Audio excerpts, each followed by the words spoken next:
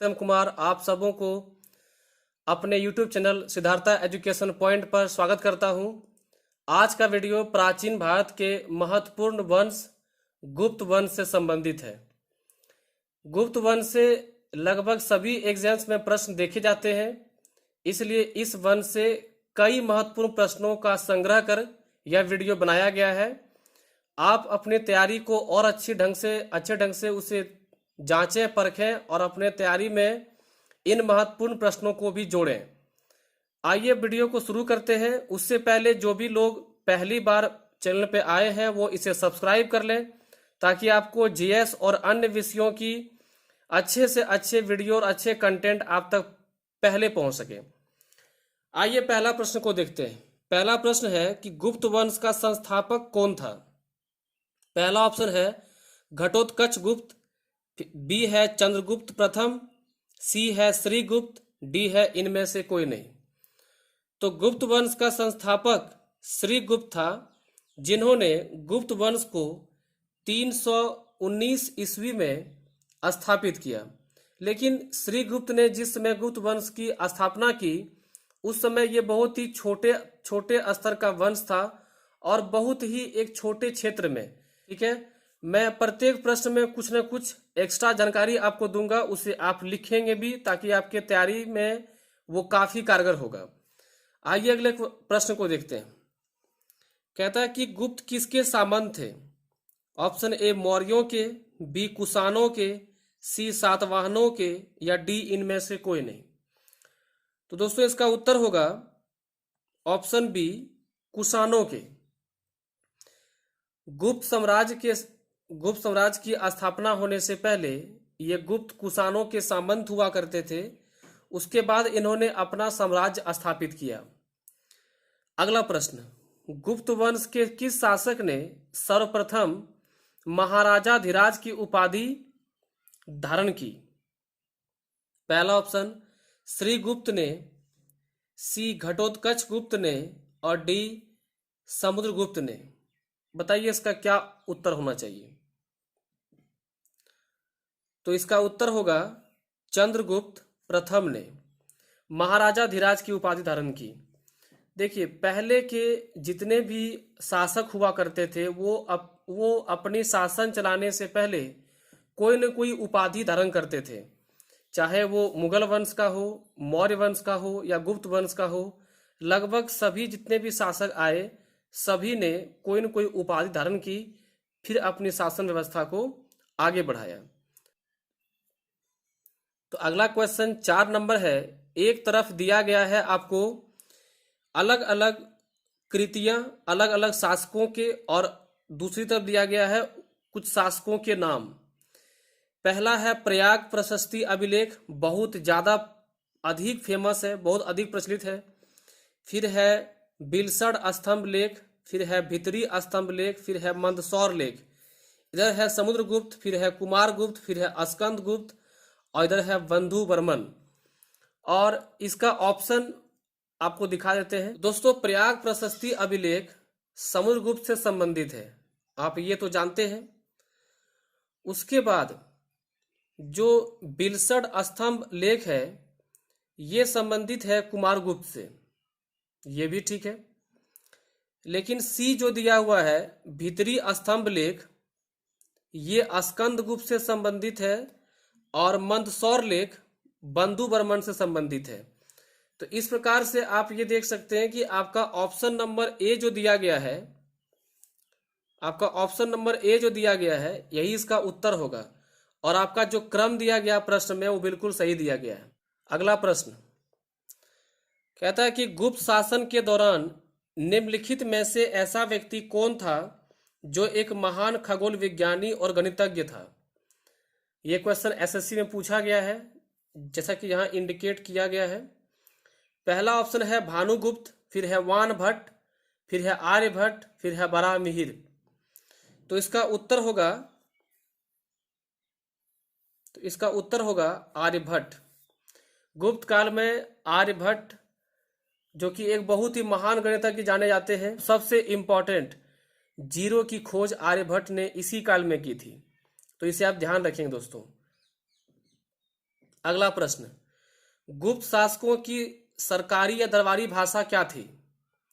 गुप्त शासक की सरकारी भाषा क्या थी? पहला ऑप्शन पाली, बी प्राकृत, सी हिंदी और डी संस्कृत।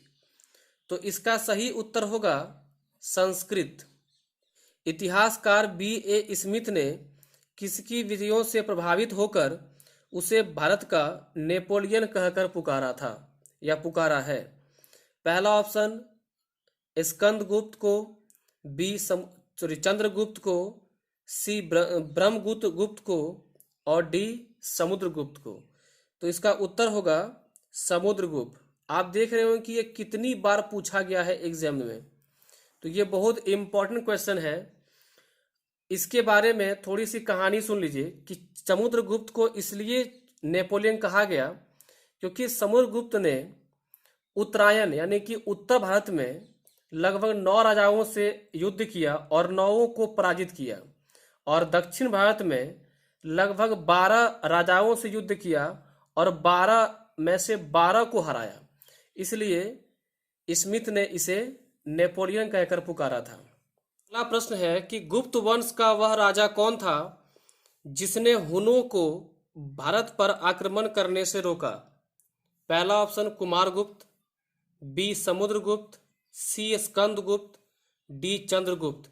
देखिए ये सवाल भी कई बार पूछा गया है, एसएससी में, छत्तीसगढ़ पीसीएस में, बीपीएससी में 10 में पूछा गया। तो इसका उत्तर होगा स्कंदगुप्त। हुनों के बारे में इतना आप ध्यान रखिएगा कि हुनों के बारे में ये जानकारी मिलती है कि ये मध्य एशिया के एक बहुत ही आक्रामक जनजाति था जिन्होंने कि भारत पर आक्रमण किया, और स्कंदगुप्त के पिता कुमारगुप्त, इसके शासनकाल में स्कंदगुप्त के पिता कुमारगुप्त हैं और इनके शासनकाल में उन्होंने आक्रमण किया, जिस समय कुमारगुप्त ने स्कंदगुप्त को इसे रोकने के लिए भेजा और स्कंदगुप्त ने इसके आक्रमण को सफलतापूर्वक रोक दिया। अगला प्रश्न, गुप्त राजवंश किस लिए प्रसिद्ध था? पहला कला एवं स्थापत्य, बी साम्राज्यवाद, सी राजस्व एवं भूमि कर, डी साहित्य कार्यों का संरक्षण। ये भी क्वेश्चन एसएससी में पूछा गया है। इसका उत्तर होगा कला एवं स्थापत्य। दोस्तों गुप्त राजवंश में कई ऐसी निर्माण कार्य देखने को मिलते हैं, जैसे कि लौह स्तंभ देखने को मिलता है, कई गुफाएं देखने को मिलती हैं। कला में जैसे कि समुद्रगुप्त को जो है बीना बजाते हुए देखा गया है। तो ये सारी चीजों से देखने को मिलता है कि गुप्त राजवंश कला एवं स्थापत्य का एक प्रसिद्ध वंश रहा होगा। अगला क्वेश्चन देखते हैं, अजंता कलाकृतियां किससे संबंधित है? पहला ऑप्शन हड़प्पा काल से, बी मौर्य काल से, सी बुद्ध काल से, डी गुप्त काल से। तो अजंता की गुफाएं बहुत अधिक प्रचलित है, तो वो गुप्त काल से संबंधित है। कुछ विद्वानों के अनुसार कवि कालिदास किसके राजकवि थे? ऑप्शन पहला चंद्रगुप्त मौर्य, बी समुद्रगुप्त, सी चंद्रगुप्त द्वितीय विक्रमादित्य और डी हर्ष।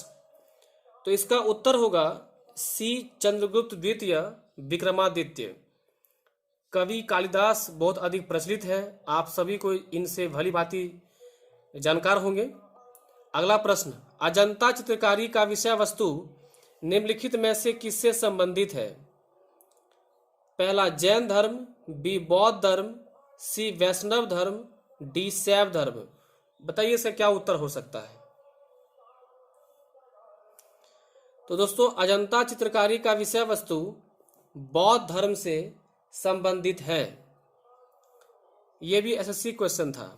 अगला प्रश्न, उत्तर गुप्त युग में जो विश्वविद्यालय प्रसिद्ध हुआ वह था? ए कांची, बी तक्षशिला, सी नालंदा, डी वल्लभी। बताइए क्या इसका उत्तर होना चाहिए? इसका उत्तर होगा दोस्तों नालंदा। नालंदा विश्वविद्यालय गुप्त काल के दरमियान ही इसे स्थापित किया गया और जो बहुत प्रसिद्ध रहा। आइए अगला प्रश्न, एरन अभिलेख का संबंध किस शासक से है? पहला ऑप्शन ब्रह्मगुप्त, बी चंद्रगुप्त प्रथम, सी चंद्रगुप्त द्वितीय, डी भानुगुप्त। तो इसका उत्तर क्या होगा बताइए। तो दोस्तों इसका उत्तर होगा भानुगुप्त। अगला प्रश्न है कि फाहियान किसके शासन काल में भारत आया था? पहला चंद्रगुप्त प्रथम, बी अशोक, सी हर्षवर्धन, डी चंद्रगुप्त द्वितीय। तो इसका उत्तर क्या होगा दोस्तों बताइए। तो इसका उत्तर होगा चंद्रगुप्त द्वितीय। ये एनडीए में पूछा गया सवाल है, बहुत इंपॉर्टेंट है और ये एसएससी में भी पूछा गया कई बार। भारतीय संस्कृति का स्वर्ण युग गोल्डन एज था? पहला ऑप्शन मौर्य काल, बी राजपूत काल, सी चोल काल और डी गुप्त काल। तो इसका उत्तर गुप्त काल होगा। आप सुने भी होंगे कि गुप्त काल के दौरान बहुत अधिक मात्रा में सोने के सिक्के चलाए गए थे। अगर किसी भी काल में, किसी भी युग में अगर सोने की सिक्का चलाई जा रही है और अगर उसकी गुणवत्ता बहुत ही अच्छी है, इसका मतलब वहाँ की आर्थिक स्थिति बहुत ही अच्छी होगी, वहाँ के लोग बहुत ही सुखी संपन्न होंगे, इसलिए इसे स्वर्ण युग कहा जाता है। अगला प्रश्न, फाहियान कहाँ का निवासी था? ए भूटान, बी अमेरिका, सी चीन, डी बर्मा। इसका उत्तर बताइए। तो इसका उत्तर होगा चीन। सेतु बंध का रचनाकार प्रवरसेन द्वितीय किस वंश का शासक था? पहला शक, बी कण्व, सी वाकाटक और डी सातवाहन। ये रेलवे का प्रश्न है, बताइए इसका उत्तर क्या होगा। तो इसका उत्तर होगा वाकाटक वंश। अगला प्रश्न, किस गुप्तकालीन शासक को कविराज कहा गया है? पहला ऑप्शन श्रीगुप्त, बी चंद्रगुप्त द्वितीय, सी समुद्रगुप्त और डी स्कंदगुप्त। तो इसका उत्तर होगा समुद्रगुप्त।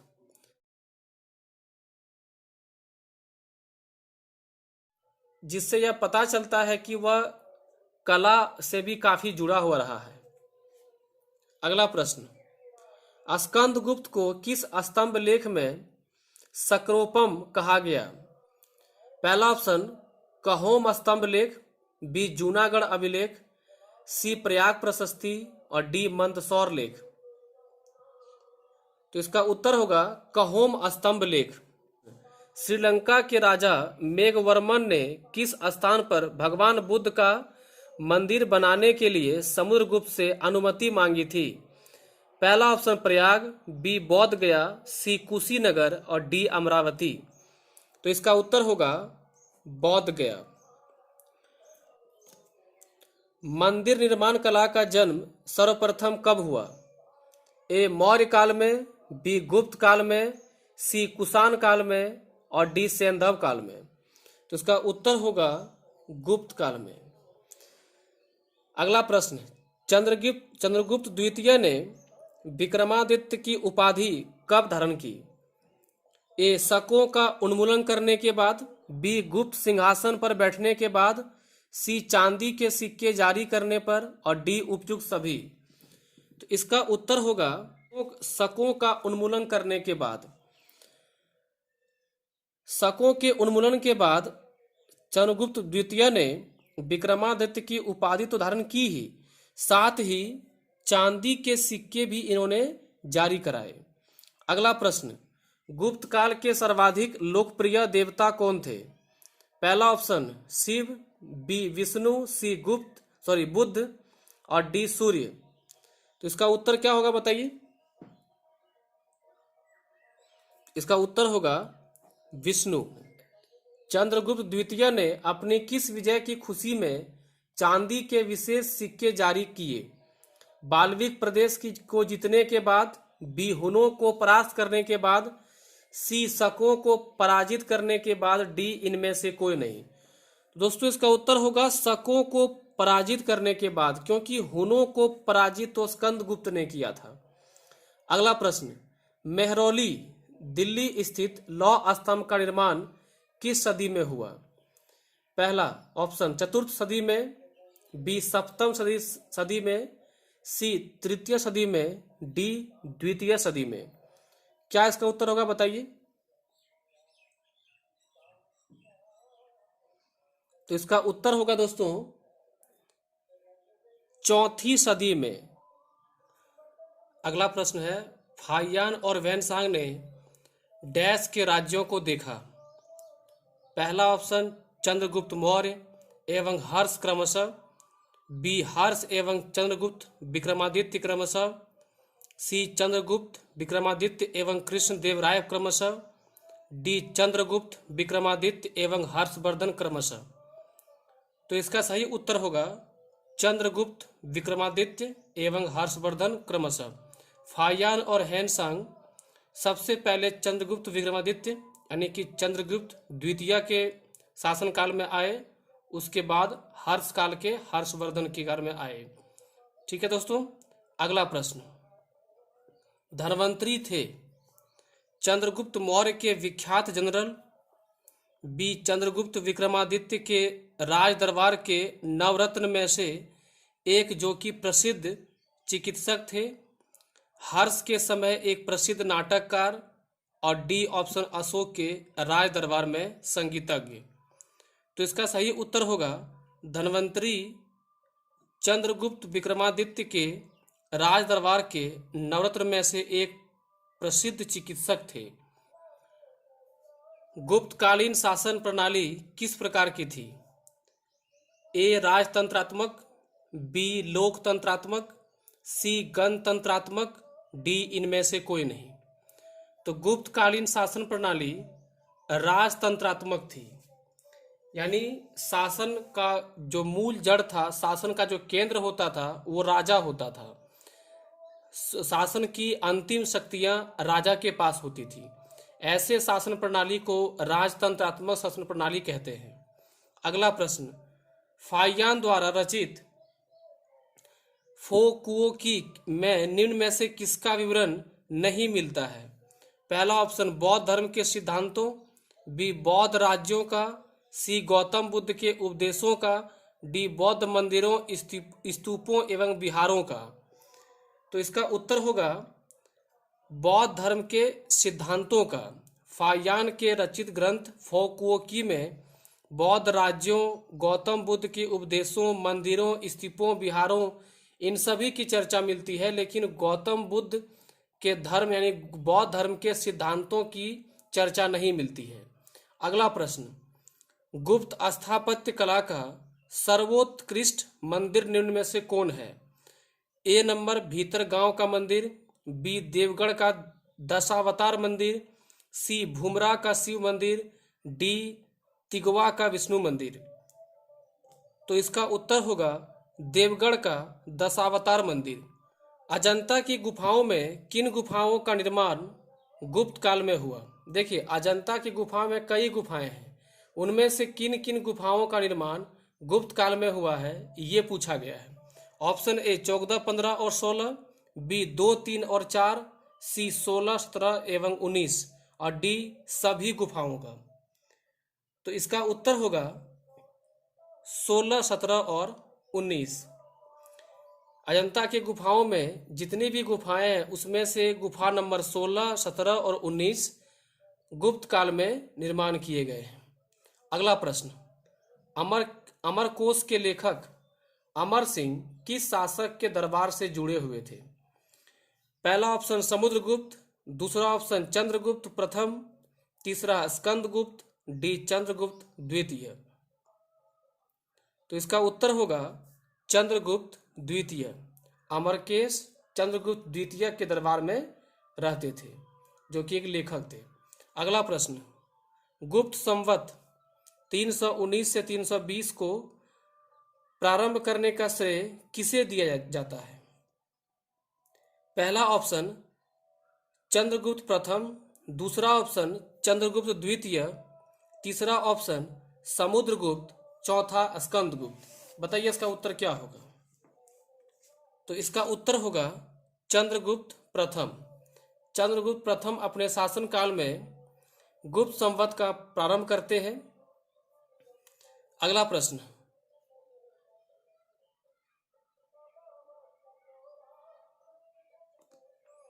चंद्रगुप्त प्रथम ने गुप्त संवत का प्रारंभ किस उपलक्ष्य में किया?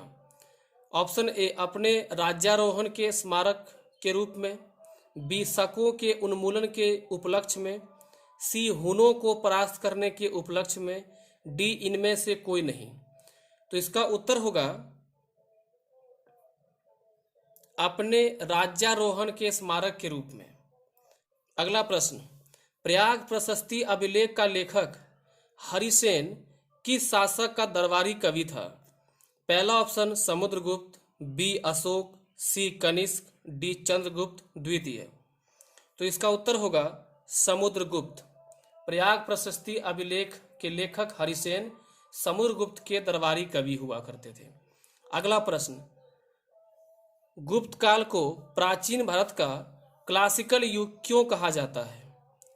ऑप्शन ए, व्यापार में अभूतपूर्व प्रगति के कारण, बी, कला व साहित्य के क्षेत्र में अपने चरमोत्कर्ष पर पहुंचने के कारण, सी, प्रचुर मात्रा में स्वर्ण सिक्के चलाए जाने के कारण, डी, उपयुक्त सभी के कारण। तो इसका उत्तर होगा कला एवं साहित्य के क्षेत्र में अपने चरमोत्कर्ष पर पहुंचने के कारण गुप्त काल को क्लासिकल युग कहा जाता है। अगला प्रश्न, सारनाथ के धमेश